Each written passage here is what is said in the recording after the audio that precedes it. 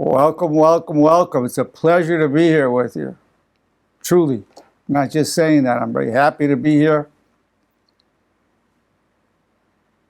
It's actually a privilege for me to be in your presence, to have the opportunity to present to you my lessons that I've learned in my lifetime, insights, the inspirations. When I say a lifetime, 2 weeks, my lifetime will be 81 years. 81 years. I want to bring this to you. And I've been in the field for 50 years of psychology. I'm a licensed clinical psychologist and about 47 years in California, but 50 years in the profession. It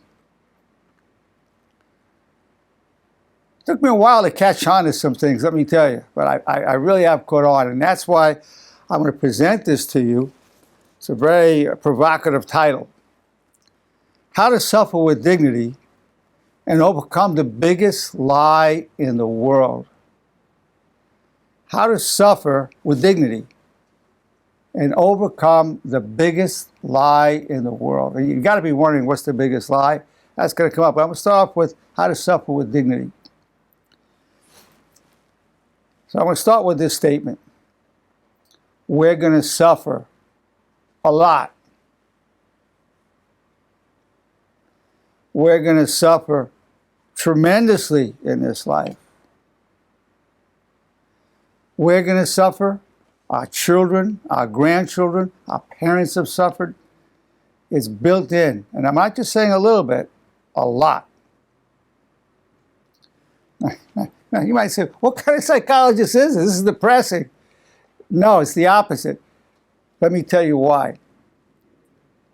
When people run into the pain and the sense of betrayal and neglect and all the setbacks and failures and all the obstacles that are put in their way, the reaction is, and they feel depressed and anxious and panic attacks. People start things. They feel, well, something's wrong with me.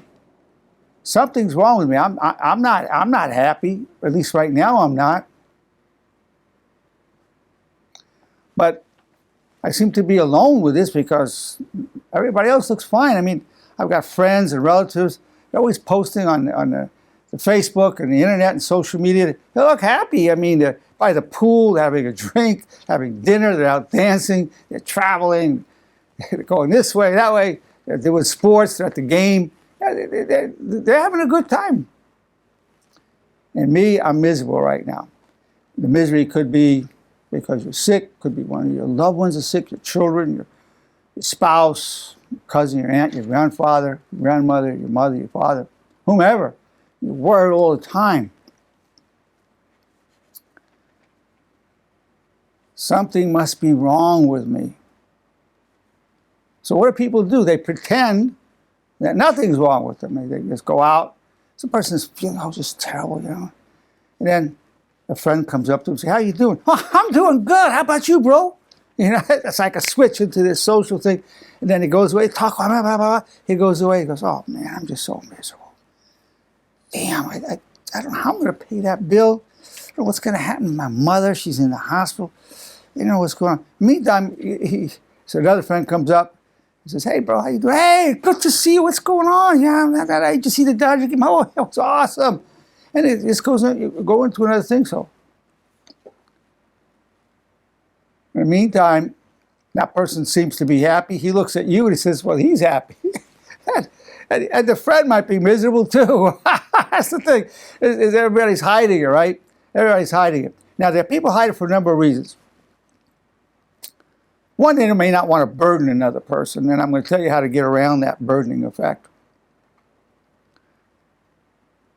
And secondly, and this is where the biggest lie in the world comes in, who's ever not happy loses the contest. Yep. Whoever is not happy loses the contest. What contest is that? The happiness contest. Yeah. In other words, if you're happy, you're happy, you're happy, you're happy, and I'm not happy, something's wrong with me. So I've not lost the happiness contest. I lost a bigger one. You know what that contest is? The normalcy contest. I lost the contest on who's normal. I'm abnormal, they're normal. I lost the contest. So I don't want to lose the happiness contest. I don't want to lose the normalcy contest. Heck, I'm normal. I want to project I'm normal, but inside I feel I'm not normal. Nobody ever told me, except Dr. Nerenberg, who said we're going to suffer a lot. But no one has ever told me when I was a kid or was growing up. I didn't tell my kids they're going to suffer a lot. As a matter of fact, look what people do. They protect the kids from it. They don't want them to see anything. They just go watch this Disney cartoon. Watch this. Son, there's no suffering in this world. No, it's just all Disneyland. Oh, let's go back to Disneyland, Daddy. Okay, let's go to Disneyland. And that's how life is. Then things start happening. He goes to school. Somebody takes one of his books, tries to take the book back. The kid punches him. What happened? He's crying. So he makes fun of his shoes. He's got a hole in his shoe to make fun of it.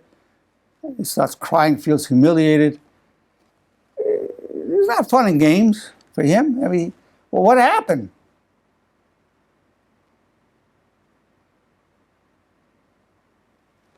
And then maybe he tells somebody baby's crying. So the kid will cry. But at some point, the kids are not going to cry. At some point, the child stops crying. Maybe at 8, 9, 10, 12. At some point, okay, let's not show this. And then the person's going through feeling miserable, hurt, jealous, inferior, bad self-concept about their bodies, lonely, very lonely. About 80% of my people are lonely, between medium to severe. That's massive. That's what society. People are lonely. So we went into all this. Who prepared us for it? Who prepared them for it? Nobody. So I'm going to tell you how to deal with this with dignity. But I'm exposing the biggest. Let me talk a bit more about the biggest lie. The biggest lie in the world is that we're all happy, we're all okay, and we are some of the time. No question about it. Some of the time, we're feeling great. No doubt about it. Everything's going our way, feeling great, psychologically great. But all of a sudden, you get laid off. It's not so great now. Or you come down with some form of cancer, skin cancer, or prostate cancer. You're not so great. One of your kids gets in an accident in the hospital. It's really not so great. Your mother, your father, your brother gets in a motorcycle accident. It's not so great. Your boss is always micromanaging you or picking on you and telling you everything you do is wrong. It's not so great. But it's normal. So we're all going to suffer a lot. Now, a lot of our suffering we cause to ourselves. We speak badly to somebody, and it comes back on us. We do something bad to somebody, we maybe rip them off, or we curse at them, whatever, and then it comes back on us from them, or family member comes at us, whatever, it comes back. In an argument with our best friend or our spouse, we put pride before honor, and we don't apologize, walk around miserable, having a really bad story about somebody you used to love or you feel you don't love anymore. Really bad story. Oh, she did this or he did that. And that story doesn't end there. It goes on and on and on. Go to sleep with a bad story, dream about the bad story, wake up with a bad story. That's suffering. That we're doing to ourselves. Whatever that person did to us, that's a problem. Then what we do is say, we get stabbed and we take the knife and go like that. And I'm going to tell you how not to be doing that, but that we do that. So the real problem is not you. The real problem ultimately will come down to me. What am I going to do with what you did to me? That's really what it comes down to. And I'm going to tell you how to do all that. I'm going to tell you how to suffer with dignity and how to overcome the biggest lie in the world. Now, people don't want to tell other people that they're suffering, that they're hurting. Why? You lose two contests going on. I want you to know there are two contests going on in society. You may not be aware of this, but you'll recognize it when I tell you. There's a happiness contest. Who's happy? I'm happy. What about you? You happy? Yeah, I'm happy. It's a happiness contest. The second one is, so if I tell I'm not happy, I lost that. Second one is, there's a normalcy contest. Normalcy. Who's normal? Who's normal? Now, if you're crazy, something wrong with you, you're not normal. Well, nobody wants to be crazy or abnormal. So people don't let on. They can say, hey, I'm normal. Are you normal? Yeah, you're normal. I'm normal too. I'm like you. I'm normal. You don't want to go, oh, you're normal, but you know what? I'm a sicko. People don't want to lose that contest. It's really big ego. It's a blow to the pride. It's a blow to the ego. You don't want to be losing that. So that's why people don't tell each other about this. That's why people don't say, I'm hurt. I'm having a really rough time. I'm going through this with my wife. I'm going through with this, with illness. I'm going through. But there's another reason too, which is very often people don't want to burden the other person. So, here's how to suffer with dignity and overcome the biggest lie in the world. So, if you were to say, you know what, I feel really anxious. I've just been really anxious lately. I'm having an issue going on with a buddy. I'm having an issue going on with my spouse. I also injured my shoulder. I was doing some bench pressing. My shoulder's hurting. I can hardly raise it up. I'm hurting physically and I'm hurting psychologically. I really am. Here's how to suffer with dignity. But I'll come back much stronger than ever. Or if you believe in God as I do, God willing, I'll come back much stronger than ever. Or he could go, hopefully, I'm going to come back much stronger than ever. So rather than being a downer, if you tell somebody, I'm going through this and going through the other thing, the other guy's going to wish he never asked you how you're doing. It's bringing him down. It's getting miserable. One, he feels helpless. Also, it's pathetic. You're going through all this stuff. The guy feels this is pathetic. So you not only lose the contest, you're looking pathetic. That's another thing. You're no longer cool. There's a big thing in our society about being cool. So you lose the cool contest. You're not cool. You're not normal, and you lost the happiness contest. So those are big ones that are going on in our society. People always used to say, they still say some of the time, hey, be cool. Take it easy, dude. Who's taking it easy? I'm going crazy. You tell me to take it easy, I'm going crazy. Or you tell me to take it easy. So if you have these things going on, if you choose to say, I'm anxious, matter of fact, I'm depressed. As a matter of fact, I've been having suicidal thoughts, as a matter of fact. Here's the dignity. But you know what? God willing, I'm going to come back much stronger than ever. Yeah, that's my intention. I'm going to come back much stronger than ever. Then you're not robbing that person of the energy. You're not even losing the contest because they've been through going through that. They're going to go through similar things. They've been through similar things. But you ended with, but you know what? I'm going to come back much stronger than ever, God willing. Well, hopefully, I'm going to come back much stronger than ever. So whenever you go into this, what changes a complaint, whining and moaning, complaining, I'm not saying to do that. You can do it, but make sure you end with it. Your ending statement has to be, God willing, or hopefully, I'll come back much stronger than ever. Not just stronger than ever, but much stronger than ever. When I see my patients, beautiful human beings, I love them, just wonderful, beautiful people. And they say, I just want to be normal like I used to be. And I say, no, you don't want to be like you used to be. I said, what do you mean? You don't want to be like you used to be? That wasn't good enough. That's what brought you to this point. You want to come back much stronger than you used to be. People, oh, yeah. I want to come back. That sounds even better. Yeah, I want to come back much stronger than I used to be. Because what you used to be led to this. It wasn't really good enough. Now, I'm going to tell you one that will take it even to greater dignity and really change the nature of the suffering. One is what I call a commandment of honor, which is, I'm grateful for the power I gained from hardship. I call that the warrior's commandment of honor, the 4 commandments of honor. I call that I'm grateful for the power I gained from hardship. Now that one, you didn't say I'm grateful for the hardship. You say I'm grateful for the power I'm going to get from it. You're not grateful for the hardship of that one. Now, I have a derivative of that, which has even more dignity. Now, I want to phrase it in terms of God, but the way it can be translated into not having God in it for those who don't believe. God, I'm extremely grateful for the trials and tribulations you send me to bring me closer to you.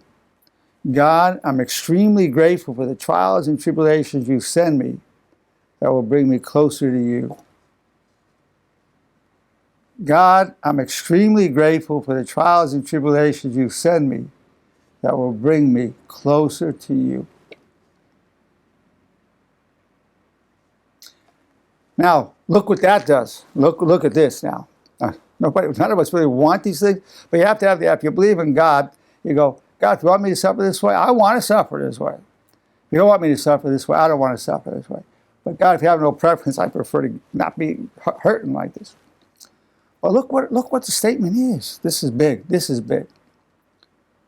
Basically, those trials and tribulations, however severe, you have to look at it as a gift. The suffering that you have and that your children will have, you want to start telling them it's a gift. Outwardly, it looks like fire and vengeance. Inwardly, it's mercy and light. Without that suffering, it's impossible to achieve wisdom. Impossible. Wisdom wouldn't exist without suffering. Number two, it's impossible to have compassion for another person unless you've suffered. You have to bend there. You have to bend in those trenches. You have to have suffered those wounds similar. Say, you know, brother, I understand what you're going through. I've been there. But it was a gift because I came out stronger than ever. But I know it hurts. Now, then you have the authority to speak. That's why I have so much authority to speak. In my 81 years, I've made so many mistakes. I've had so many setbacks.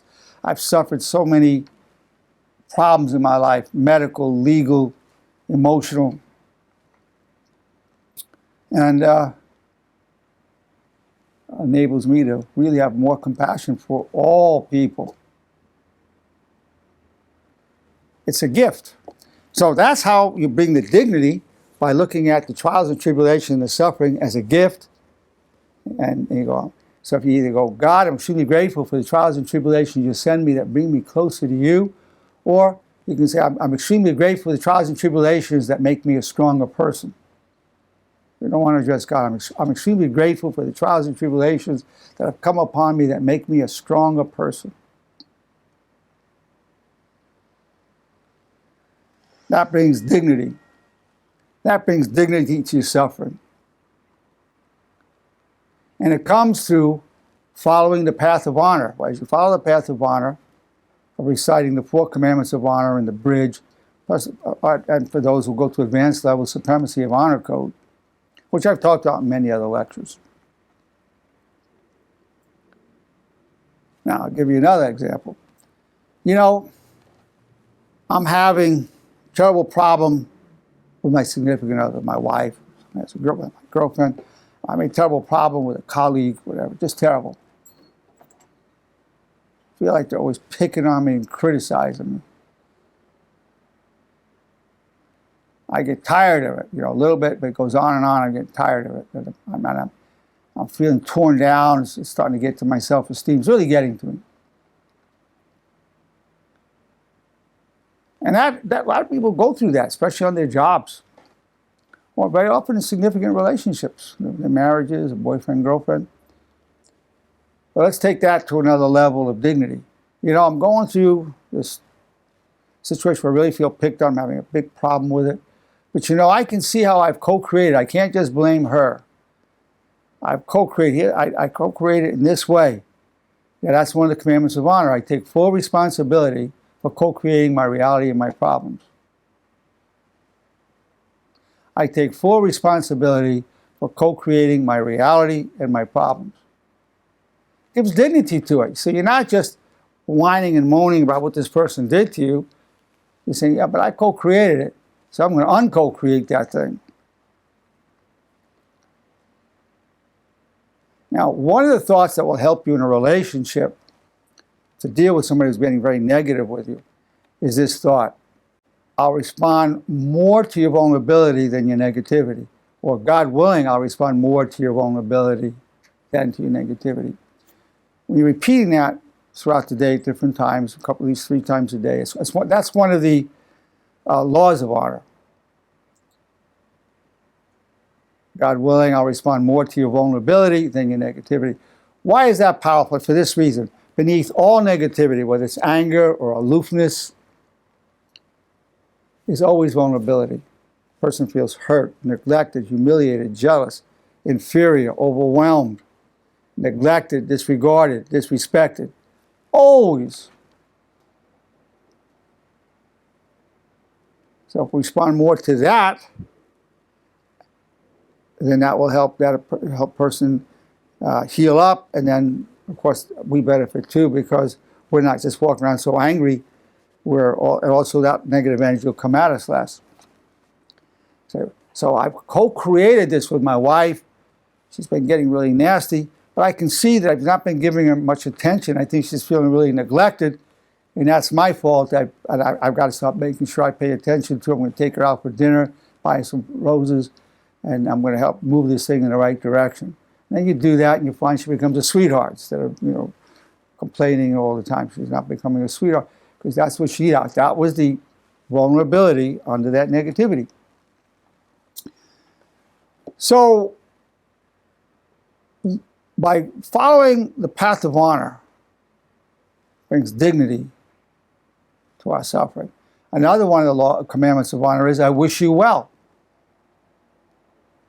So you're hurting, you get so angry, and you want to slap the person. This person is insulting me. It's not the first time you keep doing it. Now, when you get those negative thoughts, you need to know this: you didn't choose to be negative. It's based on your genetics, family upbringing, societal norms. So you're not responsible for it, but you are responsible for balancing it with an honorable thought, such as, I wish you well. So you're going, I'd like to just slap this guy. Yeah, but I wish you well. Yeah, but it's not the first time he did it. I want to get him, man. I wish you well. I wish you well. I really do.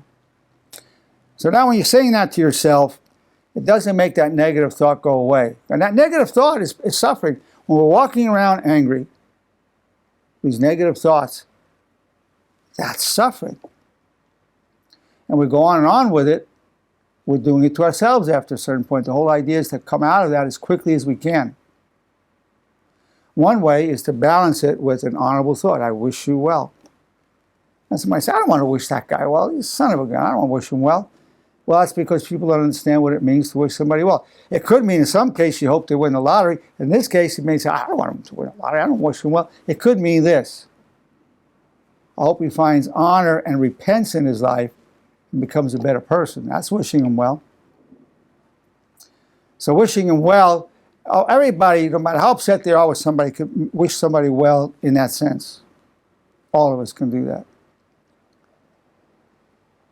We can't always wish somebody well in terms of hoping they win the lottery. That's something we can't always do. But that's a superficial part of wishing somebody well. But really, a deeper level, you want them to repent and find honor in their lives.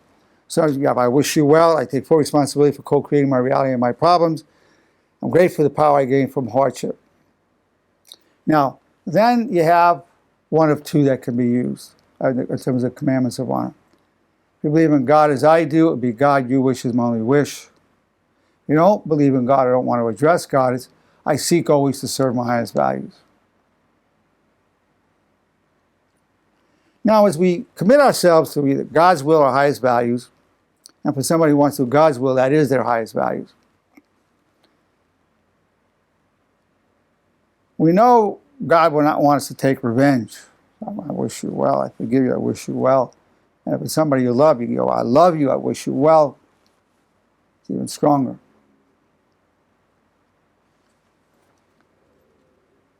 So,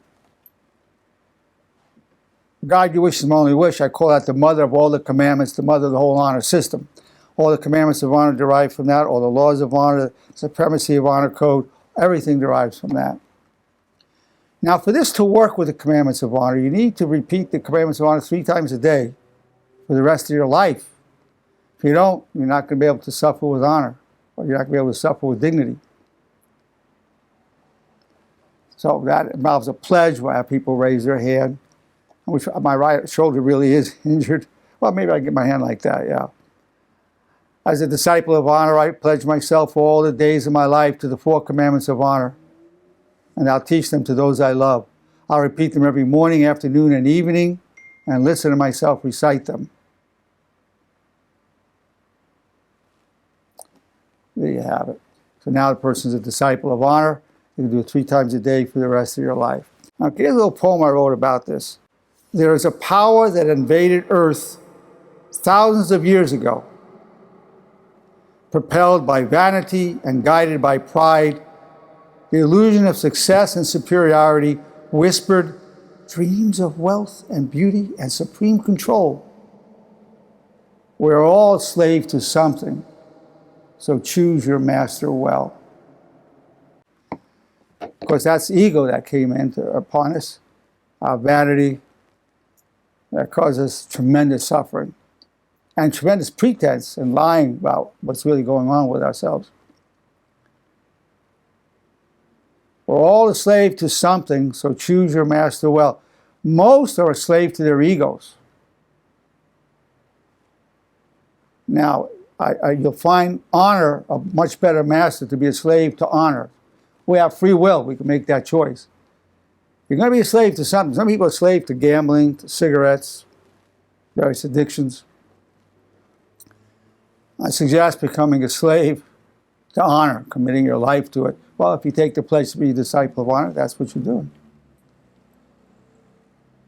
And then even if you want to make it stronger, you take a pledge to become a devotee of honor, which is agreeing to repeat the Supremacy of Honor Code at least once a day. The Supremacy of Honor Code is this: honor before pride, honor before anger, honor before sex, honor before money, honor before fear, honor before everything, honor before life itself.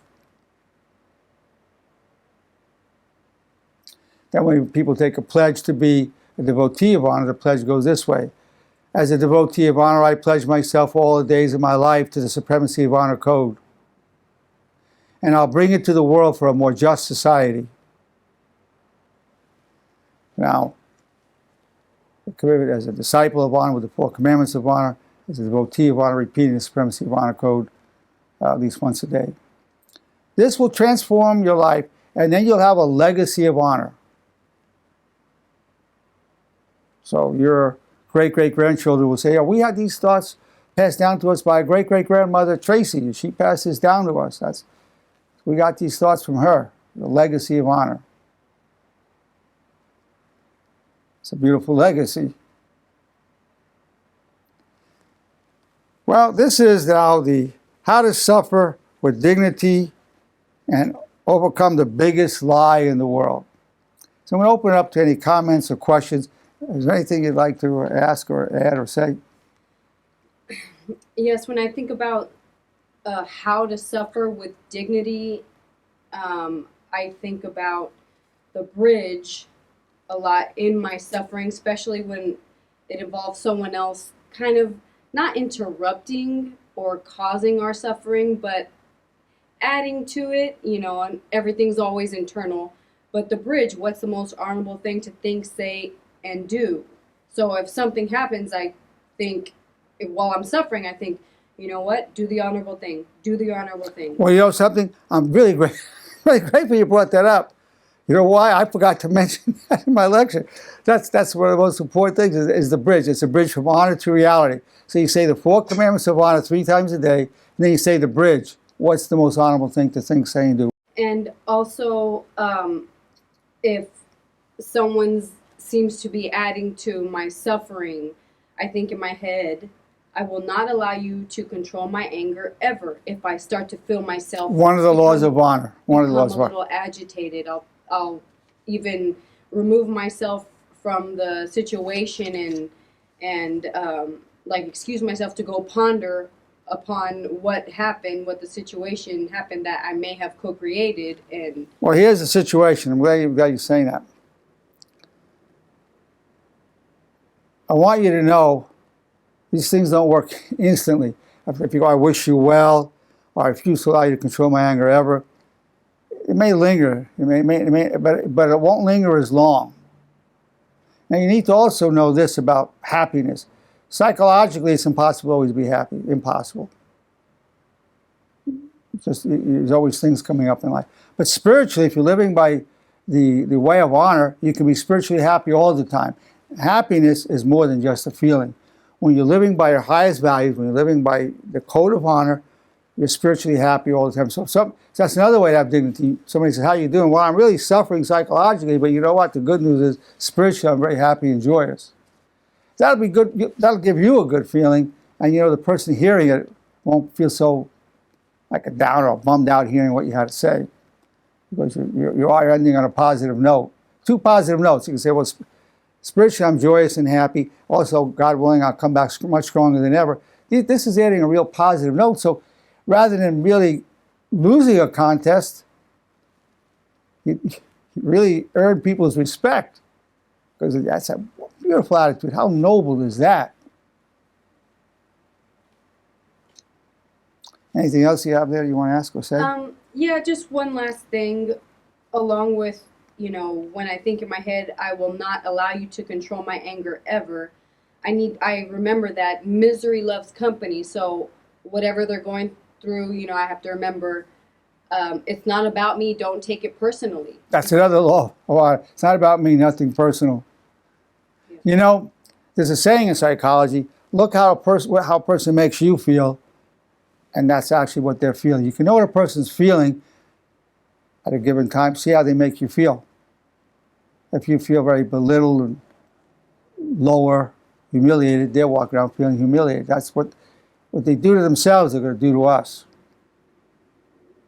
It's a good sign of what's going on with them. A person who feels good about himself won't have to put you down. Good points. Anything else? Those were wonderful. Okay, good. Wow. Thank you. Good going. Now, Doctor? Yes. It's 100% fact. We're all going to suffer. We're all going to have negative thoughts, but it's how we choose to deal with them and how we choose to face them. And if you face them with honor and dignity, you're going to learn. You're going to grow. We grow from every negative thought we have, every bit of suffering we have, every hurt we have. We learn and we grow. We're going to grow in wisdom. We're going to grow in wisdom and in compassion, Jay. Jay, I always love the points you bring up. And we can share that. We can share that with others. That's what the world needs. The people want to be hearing that. People want depth and realness. They just don't know how to go there. So each of you can then be a beacon of light, of honor. That's going to help others and allows us to be our true selves. And honor is a shield against 100%. a negativity of other people, and honor is a shield against our own negativity, because our own negativity is really the main cause of our suffering. Honor is a shield against our own negativity, which is the biggest cause of our suffering for all of us. Well, honor is a definite protectant. It protects you from a lot. Absolutely, Jay. Anybody else have anything? Excuse me. Go We've ahead. been set up from the very beginning, Arnie, since we're as children, you know. I mean, live happily ever after, and I mean, people, we supersized life, and people really, I believe your main objective, not to shoot for the stars, but shoot for the ceiling, because, you know, we're going to be jumping all our lives and missing the stars, you know, and happiness is like the stars, you know, you can't live in that. Well, psychologically, we can't live in that happiness. Spiritually, we can. We can be true to the way of honor. We can live spiritually in honor and happiness. Yeah. But my point being is that ever since we were children, we've been conditioned to, be supersized life, and really our main objective is to find peace and contentment. Listen, the illusion starts early. The illusion starts absolutely early. Now, here's the thing. A lot of people say don't fight in front of your children. I understand that. You don't certainly want to be punching each other in the face or whatever. But if a child sees you get an argument, It could be a blow up, whatever, but they see you make up quickly within 5 or 10 minutes. That's healthy. Because otherwise, let me tell you what happens. The kid gets married, they get in an argument, they go, what is this? My parents never had this. How come we just can't, how come you just get the way you are, but without getting along because of you? They have no example of dealing with a conflict and resolving it. So it's very, a certain amount of fighting in front of kids are fine as long as it's not really too destructive and as long as you make up quickly. You know, even like you said about master, what master do you worship? You know, there's an old Indian saying that says there are two wolves fighting, one of darkness and one of light. Which one do you feed? You know, you know, it's really up to you as an individual to make these choices. You know. Well, you know, there is an attraction to darkness. You know, people, some people really want that revenge. They plot it and say, oh, I just can't wait to get that guy. Oh, I'm going to do this and I'm going to do that. And so they're going into that darkness and they're really drawn, it's attracted to them. Yeah, I'm going to take a, oh, I'm going to do this. I'm going to get that guy. So there's an attraction to it. It's actually an attraction.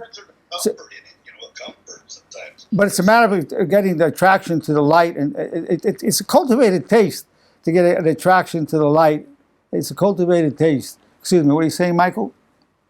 No, sometimes there's a comfort in the darkness. Oh. Because that's all a person's ever, most of his life. There's a power in that. It's like the power of evil, where some person may be feeling beat down in life, and the only time they feel that they have any power is when they're punching somebody in the face or beating up somebody or stealing from somebody or destroying. The only time they feel power is when they're wrecking something. Then they feel power. At that moment, they feel alive and worthwhile because they see they're not powerless. Oh, yeah, there's a great power in evil and destructiveness and the darkness, a great power, a great power. But they're destroying themselves as well as everybody around them. Absolutely, absolute tremendous lure, tremendous lure. And our lower nature goes to that. I mean, we have our honor nature and the lower nature, or you said the Indian saying of, what are you going to feed, the darkness or the light? It's very easy and tempting and seductive, you know, for the sirens of darkness to lure us in, and you can have that revenge. You can hurt that person. You can get back at them. You know, oh, yeah, I can do that, yeah. I mean, there's that siren lure pulling us towards that. There's an attraction. But the attraction to the light takes a commitment. If you're doing the commandments of honor 3 times a day in the bridge and the supremacy of honor code, it will increase your attraction to goodness. And when I call them commandments of honor, it's really commanding the honor that's within ourselves to arise in the consciousness, to arise into our thoughts, words, and actions. Yeah. These are wonderful things you're saying, Michael. Wonderful. It takes strength to get to the light, Arnie. Well, I'll tell you, Michael, it takes strength, but yeah, if you suffer enough in darkness, eventually you say, you know, that's enough. I've been there, I've done it, hurt myself, I've hurt others. A lot of times it takes a lot of suffering to say, you know, I'm done. I'm done.